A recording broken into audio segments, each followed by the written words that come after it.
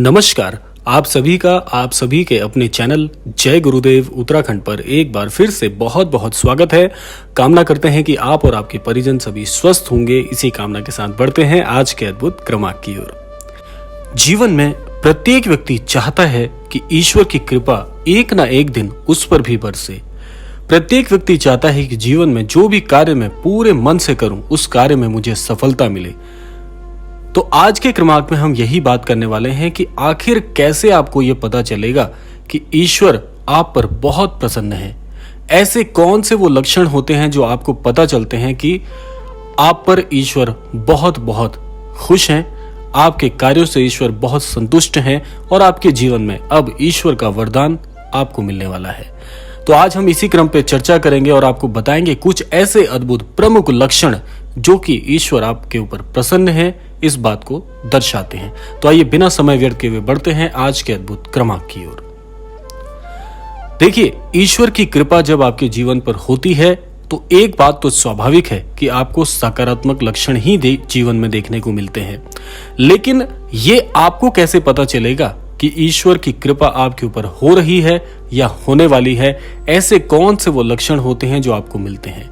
तो आइए क्रमबद्ध प्रकार से इस विषय पर हम चर्चा करते हैं और बढ़ते हैं पहले अद्भुत लक्षण की ओर, जो कि ये दर्शाता है कि ईश्वर की कृपा आपके जीवन पर बरस रही है। सबसे पहले एक बात का आपको अनुभव अवश्य होगा जब ईश्वर के सकारात्मक प्रभाव, ईश्वर की कृपा आपके ऊपर होगी। सबसे पहला लक्षण होता है कि जहां पर भी आप रहते हैं, आपके इर्द गिर्द, आपके जीवन में ईश्वर से जुड़े हुए सत्संग के प्रभाव, ईश्वर से जुड़ी कथाएं, ईश्वर के चरित्र पर आपकी अद्भुत रुचि, ये सब कुछ आपको देखने को मिलता है। कुल मिलाकर कहने का आशय यह है कि जहां पर भी आप होंगे वहां पर आध्यात्म की चर्चा अगर हो रही है, मान लीजिए जैसे कोई व्यक्ति आपको मिलता है तो आपको किसी धार्मिक पुस्तक के विषय में, धार्मिक चरित्र के विषय में, किसी इष्ट देवता के विषय में आपके पास चर्चा के लिए आता है या आपको ऐसी ही खबरें सुनाई देती हैं, तो ये आपको पूरी तरह से जान लेना चाहिए कि ये बिना किसी कारण नहीं हो रहा है। कोई ना कोई शक्ति आपके पास है, आपके इर्द गिर्द है, जो आपके जीवन में आपको आध्यात्मिक प्रवृत्ति अपनाने के लिए कहती है।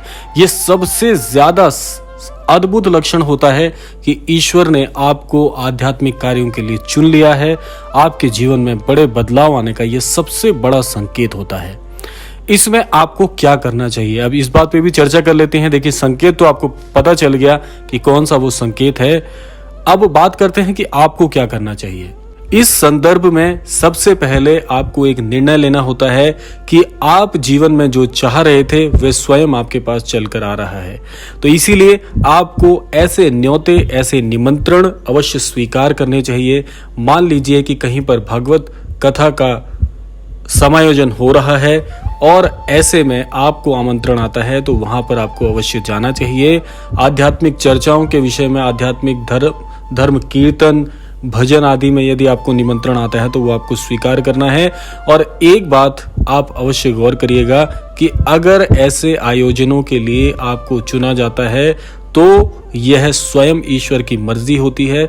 ईश्वर चाहते हैं कि ऐसे आयोजनों में आपका आना सुनिश्चित हो।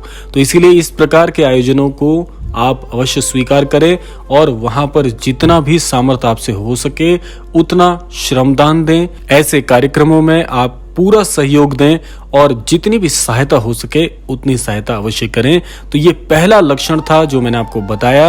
ये वो लक्षण है जब ईश्वर आपके नजदीक आते हैं, ईश्वर आपको अपने नजदीक बुलाते हैं, ये इतना प्रभावी होता है। तो आइए बढ़ते हैं दूसरे उस अद्भुत लक्षण की ओर जो आपके लिए बड़ा ही महत्वपूर्ण होता है। अब दूसरे लक्षण में क्या होता है कि दूसरा लक्षण जो है वो बहुत बहुत महत्वपूर्ण होता है। इसका अनुभव भी आप अपने जीवन में आपने भी पहले भी किया होगा, लेकिन इसका अनुभव ज्यादातर उस समय होता है जब ईश्वर चाहते हैं कि आपके जीवन में बड़े बदलाव आए। इसमें दो चरणबद्ध तरीके से आपको समझाने का प्रयास करेंगे। पहला तो ये कि स्वयं आप भी आध्यात्म में अंतर मन से रुचि लेने लगते हैं। आप एक बार अपने मन को टटोल कर देखिएगा और अगर आपको ऐसा अनुभव हो रहा है कि अचानक से आपके जीवन में आध्यात्म को जानने की जिज्ञासा बढ़ गई है और आप ज्यादा से ज्यादा धार्मिक शास्त्रों का अध्ययन करने लगे हैं। आप धार्मिक जितने भी हमारे महाअवतार हुए हैं उनके चरित्र से आप कुछ सीखने लगे हैं, उनके चरित्र के बारे में पढ़ने लगे हैं, सुनने लगे हैं, भजन कीर्तन करने लगे हैं। तो आप समझ लीजिए कि अचानक से आया ये बदलाव यूं ही नहीं है। ये रुचि जो आप अभी ले रहे हैं आध्यात्म में, वो ईश्वर की मर्जी से हो रहा है। ये सबसे बड़ा संकेत होता है कि आपके जीवन में ईश्वर आपसे बहुत बहुत प्रसन्न है। इसीलिए ईश्वर चाहते हैं कि आप भी ईश्वर को जानने का प्रयास करो। दूसरा, ये तो पहला चरण हो गया। दूसरा चरण होता है कि अचानक से ही धार्मिक आध्यात्मिक चीजों में आपकी रुचि भी बढ़ती है और अचानक से उसी दौरान साधु संतों का भी आपको सानिध्य मिलने लग जाता है। यानी कि आप साधु संतों के आशीर्वाद से भी घिरे हुए रहते हैं। अचानक से साधु संतों के दर्शन हो जाना, दुर्लभ साधु संतों के दर्शन हो जाना, ये इतना बड़ा संकेत है। इससे आप यह सुनिश्चित कर लीजिए कि ईश्वर की कृपा आपके जीवन पर बरस रही है। आने वाला समय बहुत अद्भुत होने वाला है। ये वो आशीर्वाद है जो बहुत कम लोगों को जीवन में मिलता है। और वैसे भी आप सभी जानते हैं कि दुर्लभ संतों के दर्शन होने का आशय सीधा सीधा परमेश्वर के दर्शन के बराबर होता है, क्योंकि साधु संत भी जो हुए वो महा अवतारों की सूची में आते हैं और महाइष्टों की सूची में आते हैं। तो आप बड़े धनवान हैं, आप बड़े ही भाग्यवान हैं कि आपके साथ ऐसे अनुभव हो रहे हैं। तो ये दूसरा वो लक्षण है। अगर आप ये लक्षण का अनुभव कर रहे हैं तो समझ लीजिए कि जीवन बहुत जल्दी, बहुत शीघ्र बड़े सकारात्मक स्वरूप में बदलने वाला है। अब बात करते हैं तीसरे सबसे महत्वपूर्ण लक्षण की, जो कि सृष्टि का सबसे बड़ा और सबसे विलक्षण लक्षण है जो आपके जीवन में आपको देखने को मिल रहा है। तो इस लक्षण के अंतर्गत सबसे महत्वपूर्ण चरण क्या होता है कि आप ये अनुभव करने लगे हैं कि जैसे कोई शक्ति सदैव आपके साथ रहती है। ये वो अनुभव होता है जो केवल और केवल आप अनुभव कर सकते हैं। आप एक शक्ति के स्वरूप में चारों ओर से घिरे हुए रहते हैं। ये एक ऐसा तेज होता है, ये एक ऐसी ऊर्जा होती है जो ईश्वरीय स्वरूप से चलकर आपके इर्द गिर्द सदैव बनी रहती है। आप मान लीजिए किसी कार्य की ओर जा रहे हैं, मान लीजिए अपने कार्य क्षेत्र में जा रहे हैं, तो आपको बड़ी ही स्वाभाविक तौर पर बड़ी सरलता से यह अनुभव हो जाता है कि कोई ना कोई शक्ति आपके साथ चल रही है। मान लीजिए आपके मुख से कोई वाक्य निकला कि काश मेरे जीवन में ऐसा हो जाता, काश मुझे ऐसी कोई परिस्थिति मिल जाती, और जैसे ही आपने ये वाक्य दोहराया और आप अनुभव कर रहे हैं कि ऐसा तो अभी अभी आपने कहा था और ऐसा आपके साथ घटना स्वरूप में हो गया, तो सोच लीजिए कि अगर ऐसा अनुभव आप अपने जीवन में कर रहे हैं तो सोचिएगा कि अब जो आपके साथ जीवन में होने वाला है यह शक्ति स्वरूप कुछ और नहीं, श्री परमेश्वर का आशीर्वाद है, श्री महाराज जी की अद्भुत कृपा है कि आपके जीवन में ऐसा अनुभव आप कर रहे हैं।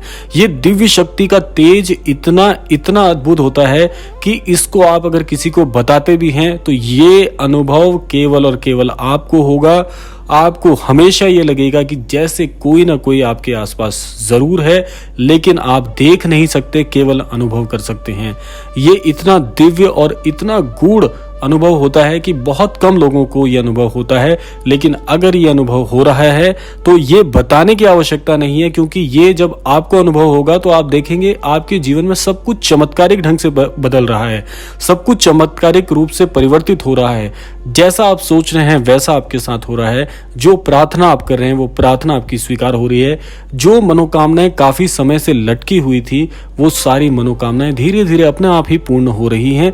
जैसा आप माहौल चाहते हैं, जैसा आप अपनी परिस्थितियां अनुकूल बनाना चाहते हैं, वो सब कुछ आपको मिल रहा होता है। ये इतना अद्भुत आशीर्वाद होता है। तो ये वो 3 लक्षण मैंने आपको बताए जो आपके जीवन में यदि आपको अनुभव हो गए, समझ लीजिएगा कि ईश्वर आपसे बहुत बहुत प्रसन्न है। बस आपको एक चीज का ध्यान रखना है कि जिस प्रकार से अभी आप जीवन में व्यवहार कर रहे हैं उस व्यवहार में जरा सा भी परिवर्तन ना आने दें, क्योंकि ये जिस प्रकार से अभी आपके क्रियाकलाप हैं उसी के अनुरूप आपको जीवन में ये लक्षण देखने को मिल रहे हैं। ईश्वर की कृपा आपको अनुभव में आ रही है, तो इसको बदलिएगा मत, इसी स्वरूप में चलिएगा और हो सके तो और ज्यादा सत्कर्मों के क्रम को बढ़ा दीजिए, अच्छे कार्यों को करना प्रारंभ करिए, अच्छे विचारों को लेकर आना प्रारंभ करिए। ये अनुभव यूं ही सदैव बने रहेंगे। तो यह था आज का अद्भुत क्रमांक। आशा करते हैं आज के क्रमांक से अवश्य ही आप कुछ सीख पाए होंगे। इसी कामना के साथ विदा लेने का समय भी आ गया है। विदा लेने से पूर्व समय है प्रार्थना का। यही प्रार्थना मैं करना चाहूंगा कि श्री महाराज जी सभी को सद्बुद्धि प्रदान करें, सभी को सन्मति प्रदान करें, इस संपूर्ण सृष्टि का, इस संपूर्ण लोक का कल्याण हो। इसी कामना के साथ विदा लेते हैं। मिलते हैं अगले क्रमांक में, तब तक के लिए जय श्री राम, जय गुरुदेव, जय उत्तराखंड।